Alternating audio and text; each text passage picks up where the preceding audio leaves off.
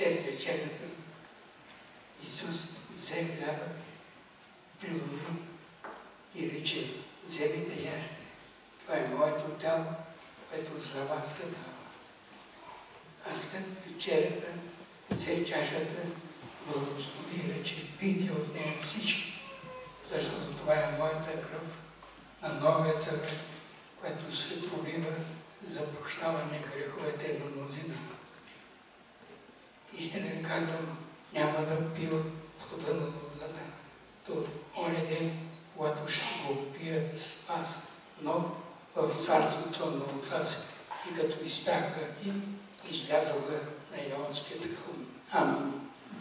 Отче свети и праведни, благодарим Ти, че даваш възможност още веднъж в нашия живот да участваме в трапезата на Твоят възлюбен Син и да си спомним за всичките Твои благодеяния, да си ни обсипал в нашия живот. Ти си Творецът на всичко живо и си създаде нас по своя образ и подобие и Ти благодарим, че въпреки нашето непослушание, Ти ни обичаш и пожертва Своят възлюбен Син, който умря на Голготският кръст за нашите грехове и престъпления, а възкръсна за нашето оправдание и което ни кани при себе си винаги да бъдем заедно с Него. И иска да си спомним за тези страдания, които Той понесе заради нашето спасение и заради нашето вече припътване с Тебе, заедно с всичките ангели и свети, които Ти си създал за прославяне на Твоето име. И сега молите се да очисти сърцата ни чрез тази пролята кръв на Твоят възлюбен Син, да простиш греховете ни, да измиеш сърцата ни и да ни държиш при себе си, да не се отклоняваме нито наляво, нито отдясно и каквото вършим да бъде за слава на Твоето. Благодарим Ти за всичко. Амин. Това е заповедта, която Господ Исус Христос даде на Своите ученици. Той каза: това правете за мое възпоменание. Какво правим ние? Какво си спомняме? Още в Стария Завет Бог дава заповед на Моисей: когато вършиш тази служба и те попитат какво значи това, да им кажеш: бяхме роби и Господ ни изведе. И какво правим сега ние? Какво си спомняме? Смъртта на Господ Исус Христос. Защо? Защото Той умря за нас. И иска да помни. Защо иска Христос това да помни? Защо не каза: помнете възкресението? Въпреки че на много места в Новия Завет се говори, че Той казва: на трети ден ще възкресна. Но не казва: помнете възкресението. Защо? Той иска да помним цената, която Той даде за нашето спасение. Ние чухме тази чудна проповед, че Господ е пастир мой. Но Той каза: добрият пастир дава живота си за овцете. И Христос иска да помни това, че Той даде живота си за мен и за теб. И да го помним. Защо? Когато ние се подготвяме да участваме в Господната трапеза, какво се правим? Защо умря Христос? За моят грях и за твоят грях. И като помним, че Той умря за греховете, че се пазим от греха. И точно за това и Христос казва: помнете това нещо, че Неговите страдания за моя грех и за твоя грех, и да пазим себе си от греха. Това е едно благодатно средство, което Бог използва. Трапезата, да помним винаги Неговите страдания. Има един стих в посланието към Римляните 6 глава 23 стих е просто обяснява смъртта на Христос. Христос умря за грех. Той плати за греховете. Защото заплатата на греха е смърт. А какъв е? А Божия дар и живот вече в Христос Исус. Христос получи заплатата за моят грях и за твоят грях. А ние получаваме вечен живот. Това Христос иска да помни. Ние чухме за тези, за кръста, тук, че някой носи и това е хубаво. Но демонстрира, че си християни ли си. Кръстът е много привлекателен за нас сега.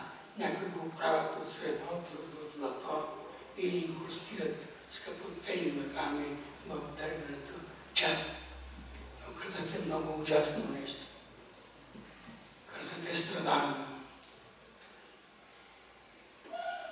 Кръстът, смърт на кръст не се прилага за римските граждани, а само за предатели, за злодейци. Те се разпъват, но римски граждани не.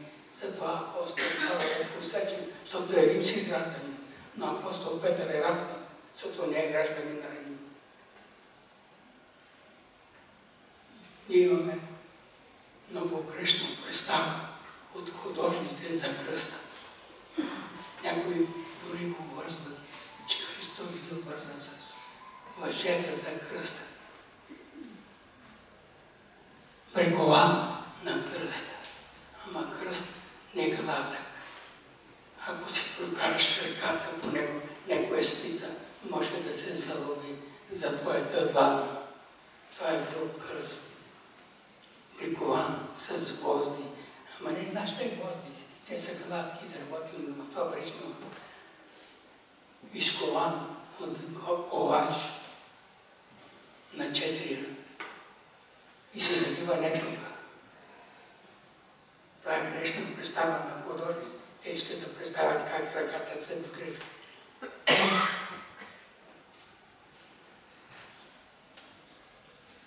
И тук минава един нерв от рамената и до тук. И той се пробива, той е нерв от този гвозди. След това се забиват гвозди в краката. Има артефакти, намерени парче от кръст, на което е прикован костът на кракът с перон и съществува и сега може да се види в музея. Забив на петата, костите. Оттам минава един друг нерв. Вие може да го знаете. Ишиалис. Той отива до пъста, до големия пръст на крака. Но той се пробива именно там. От кракът в петата. И тези гвозди са приковали Христос на кръста. А някои има и запазени въжета, но те са сложени, знаете ли за какво?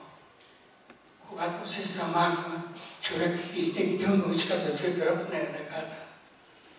И понеже един от външите е застъпвал с своят крак ръката, а тя може да си има, и затова се завързва. Но той се забива гвозди. И тези 4 гвозди разравняват тялото. И почва да не достига въздух. Кръстата е изправена. Завира се трапът. Тръсква се, разбира се, като пада. И това причинява допълнителни страдания на този разпад на кръст. И като седи, става сковаване на мускулите. И той иска да се подигне, да може да освободи, да вдише малко въздух. А това причина допълнителни страдания. И раните се разкръвяват и почва да не достига кръв.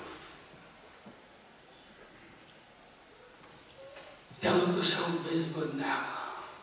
И какво казва Христос? Жаден съм. Иска да пие нещо, да се възстанови малко, да се регулира осмотрителното налягане на клетките. Това е което претърпява Христос на кръста. Казва, Това е, което добрият пастор е платил за мен и за теб. Тези страдания той е понесъл. И тази кръв, която е пролята от него, тя почна да се пролива още пред Пилат. Пилат казва, ще го бичувам. А бичува е ударен от волски жили или отплетени първи с кости и се нанасят от войници. Някои изследователи казват, че са нанесли повече от 80 народници. Просто телото е било разкъсано. Това, което казва Христос, това е моето тело, което за вас се разчупва. Ударите са завършвали с тези топки, олово или чупени кости. И те се съдивали, разкъсвали телото до там, че почват да се виждат костите. Това е кръстната смърт. Това е станало на кръста. Кръстът е центърът на нашето спасение. И Христос иска да помним това. Кръстът е нашето алтар. Там беше принесен жертвата за греховете. И Христос иска да помним това. Защото това е цената, която е платена за моят грях и за твоят грях. И Христос иска да го помни, за да се пазим от греха. Защото моят грях и твоят грях са причината за тези страдания, които Христос понесе. Защо? Ме обичаме. И защо ме обичаме, не знам. Един човек, който постана е грешник, а Христос го обича. И да иска да помним, че Той е моят Спасител, който умрял на Голготския кръст за мен, и за теб. И затова Христос да помним това. И ни предупреждава да внимаваме. Това не е вечерта. Това е образ тялото на Господ Исус Христос. Това е вече вино. Това е образ кръвта на Господ Исус Христос. Как става? Не знам. Много християни са водили през вековете спорове как се превръща това нещо. Христос каза, това е моето тяло. Христос не обяснява защо. И ни казваме, но това е тайна. Защо искаш да разбереш тайната това? Значи той не е тайна, ако го разбереш. А ти го приемеш какво? Възоснова на това, което Христос е казал. Той каза, това е моето тяло. Повече умова няма. Ти вярваш, че онова, което Христос каза, е вече истина. Как? Не знам. Но той казва, че е. Значи, щом той казва значи е. И затова тук умуване няма. Ама какво става? Казва, това е моето тяло. Но трябва да внимаваш, че това е неговото тяло. Но то се освещава. А Господ казва, всичко се освещава чрез Словото и молитвата. Значи това е осветено. И това е предупреждение. Да внимаваме. Ако имам вътре в мене грех, да взима това нещо. Знаете ли какво става? Ама грехът изгоря. Ама тялото им ще се разгорее. И просто това казва апостол. Мнозина от вас са болни. А някой почива, ако бяхме разпознавали, ако ние разпознаваме, че това не е обикновена хляб, това е тялото на Господ Исус Христос. Това не е обикновено вино. Това е кръвта на Господ Исус Христос. Той казва, че така, аз вярвам, че е така. Повече умоводи няма тук. Това е вярата в Словото на Господ Исус Христос. Каквото казва, че е. Той казва, че Той е Божият син. Казва, че дава живота си за мен, значи е го дал живота си. И иска да помним това нещо. И ние, като участваме, трябва да пазим себе си от греха. Какво да правим? Но ние сме постоянно грешници. Какво казва апостол? Ако речем, че нямаме грех, лъжем себе си. Истината не е в нас. Но ако изповядаме греховете, той бе един праведен да ни прости греховете и да ни очисти от всяка неправда. Това е предупреждението да признаем, че сме грешници и да се помолим да ни очисти от греха, защото кръвта на Сина му Исус Христос ни очисти от всеки грех. И той иска да ни очисти. И като спомняме за всички, да пазим себе си от грех. И да помним, че Христос е платил за моя грех и за твоят грех. И тук е Божия милост. Ако сме се грешили, иска да признаем това и той да примага. И точно това заключава апостол Йоан. Ако изповядаме греховете си, той е верен и правен. Какво? Да прости греховете и да ни очисти от всяка неправа. Това е, което Христос свърши на Господната трапеза. Защото като вземе от хляба, ние ставаме съпричастници на светостта на Господ Исус Христос. Това казва Словото. Този, който участва в алтаря, участва в Неговата свята. Христос е разпнат на Голготския кръст. Това е алтаря. Там се принесе жертвата и ние взимаме това тяло, хлябът. И сега искам да запомните, когато взимате от тялото Христово, помолете се на Бога, бъдете от себе си. Ако нещо в тялото ви има увредило, кажете: Господи, както Твоето тяло е съвършено, и така изцели тялото ми, онова, което е разрушено, да бъде възстановено според Божията благост. Ставаш участник на Христовата святост. А като вземем от чашата, ние ставаме съпричастници на вечния живот. Кръвта е символ на живота. Господ го казва. И като вземаме хляба и чашата, Господ ни освещава и ни очиства от греха. Това Христос прави.